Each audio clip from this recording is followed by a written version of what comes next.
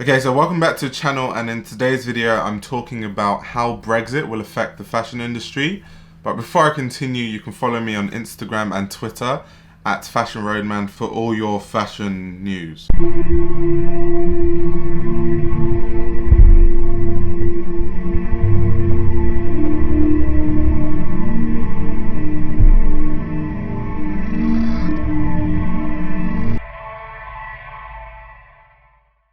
So for those who aren't aware of what Brexit is, to give you a brief overview, in 2016 in the UK we had a referendum where people voted whether they wanted to remain or leave the EU, in which case collectively the nation voted to leave the EU, and there was kind of a transition period until more recently when we officially left the EU.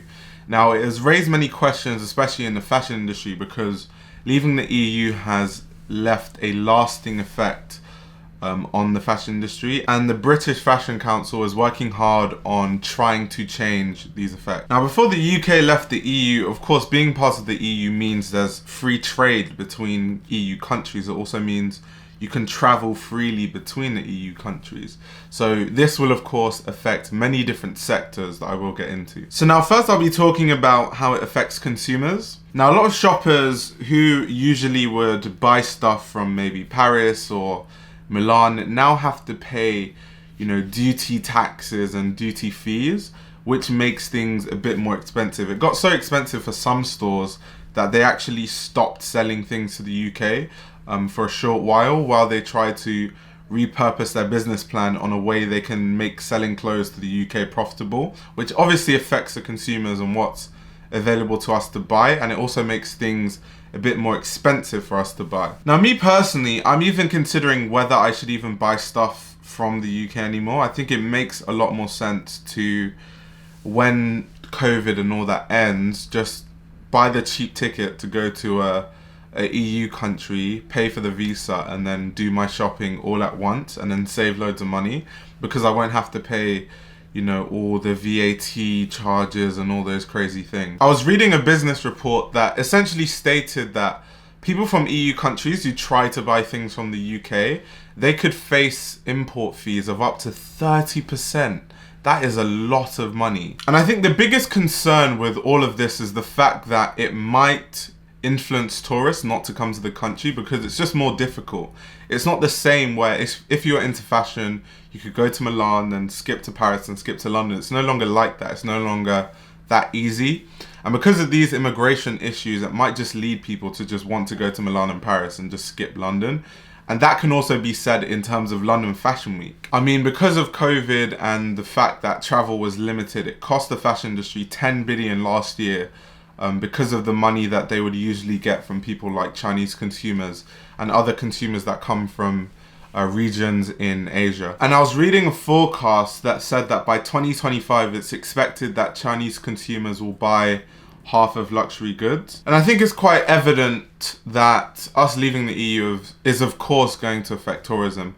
Now this will affect the economy at large. It's not really just about fashion. If there are less tourists coming into the country, I mean, when tourists come into the UK, they're not, even if they came for fashion, they're not only buying clothes, they're buying food, they're, paying for different restaurants, and that's kind of the money that's being pumped into the economy. They need to stay somewhere.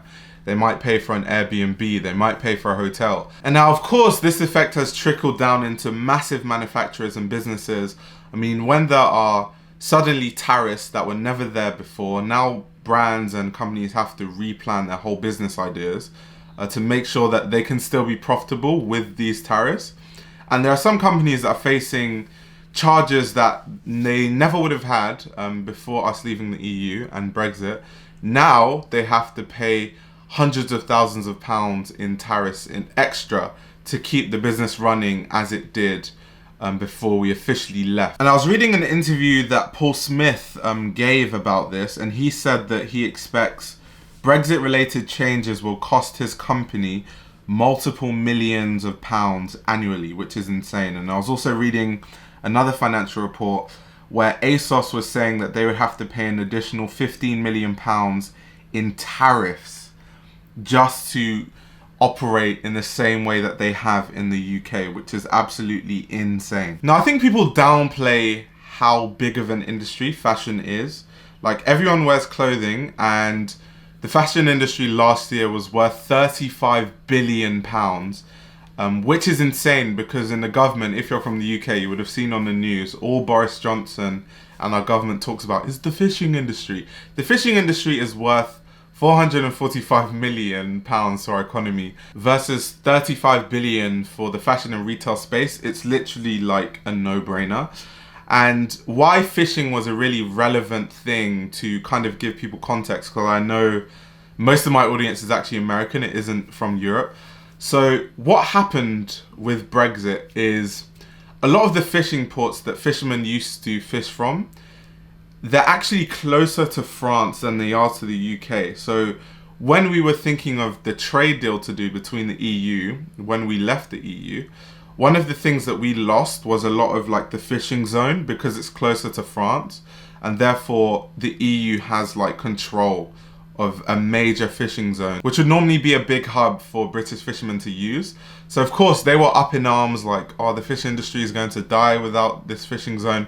So what the government did was they pumped in millions into the fishing industry just to support the fishermen and kind of help them navigate like the new industry that exists, because they've lost a lot of like the zone where they can actually get fish from. And this raised a huge question, and the British Fashion Council started to ask questions, because if the fishing industry that is worth 445 million to the economy is receiving all this help from the government, but then you have an industry that's worth 35 billion that's receiving way less help, how does that make sense? And what this has caused is a huge removal of skilled workforce from the UK. Now, to give kind of like my own personal opinion on this, the company I used to work at, they were setting up new companies in different EU countries and setting up different offices in places like Ireland, which isn't part of the UK, in readiness and in preparation for Brexit. So we have very skilled workers who are leaving the UK, which are going to EU countries because companies were trying to get ready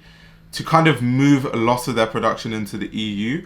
Because obviously, if you're just in the UK, all the tariff cost is going to cost them a lot.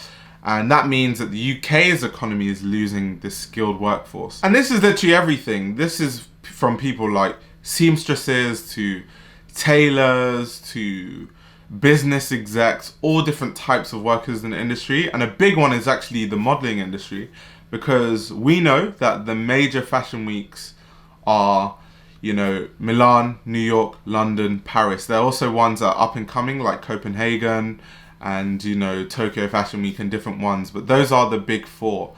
Now, out of the big four, 3 of them used to be in EU countries. So what people used to do was it was so easy to sign models and to get models work, because models could travel freely between London Fashion Week, Milan Fashion Week and Paris Fashion Week, which normally happen after each other.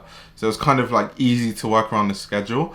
Now, because of all the immigration issues, because Milan Fashion Week, London Fashion Week and Paris Fashion Week, they happen so close to each other, the process to even give these models the ability to travel freely between these 3 fashion weeks is actually very difficult. So that whole thing where you could just kind of, designers didn't have a model or a model couldn't make it and they could just get some last minute model who would fly over from Paris the next day, that's not going to be a thing ever again when it concerns London Fashion Week. It's just not going to happen anymore. On top of that, any creative actually coming to the UK that isn't a UK citizen will need like a tier 5 visa, which is almost like you have to be sponsored to come here. So a company has to actually vouch for you and give you permission to come. So what used to happen a lot of the time was a lot of models who couldn't get work, they would travel between these fashion cities and they would like freelance and find their way. So there's limited opportunities for people to do that anymore, because you kind of have to have the backing of like a modeling agency or like a major company or brand to even come in the first place. And while there are just so many more negatives I could get into, there is just a very tiny, insignificant silver lining in all of this. And the silver lining is that because of the situation we are in, it's now actually cheaper for brands to try and find ways where we can use manufacturers in the UK, because then we don't have to pay the import duties from things that are coming from outside Europe, or using Turkey and places like that. Which means that we might see a boom in the UK manufacturing industry and a lot of UK manufacturers coming up, because a lot of brands will start looking to more domestic producers to produce their stuff. That can also be a negative, because that means in some way a lot of manufacturers in the UK will have a monopoly on the industry, which means they might take advantage. Companies, when they have a monopoly on things, they always take advantage. But it might be good for the economy a bit. But in my personal opinion, weighing the positives versus the negatives, there are way more negatives that will affect the economy.